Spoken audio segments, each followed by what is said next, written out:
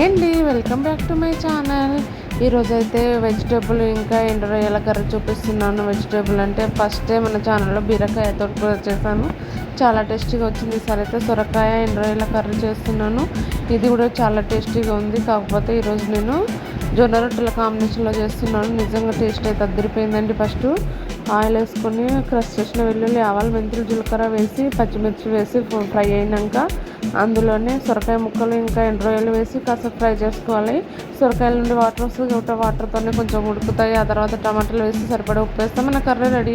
ఇప్పుడైతే జొన్న రొట్టెల కోసం అయితే జొన్న పిండి తీసుకున్నాను. అందులో మరిగించిన వాటర్ పోసుకుంటూ మంచిగా కలిపేసుకోవాలి.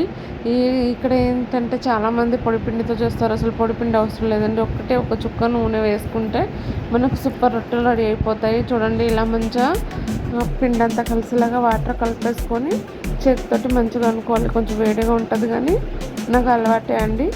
ఇంకా ఇలా తీసుకొని కొన్ని చల్లటి నీళ్ళు చల్లుకుంటూ ఇలా చేసుకోవాలి. పిండి తీసుకొని మంచిగా దీన్ని చపాతీలాగా చేతితోనే చేసేస్తారండి. చాలా సింపుల్గా చేసేయచ్చు, మీరు కూడా చూసి నేర్చుకోండి.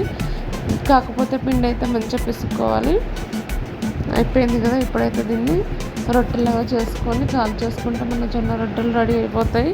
ఈ రెండింటి కాంబినేషన్ అయితే నిజంగా చాలా టేస్టీగా కుదిరిందండి. మీరు కూడా ట్రై చేసి ఎలా ఉందో కామెంట్ చేయండి. ఇంకొక వీడియోలో కలుసుకుందాం. మీరైతే ఈ రెసిపీ చూసేయండి.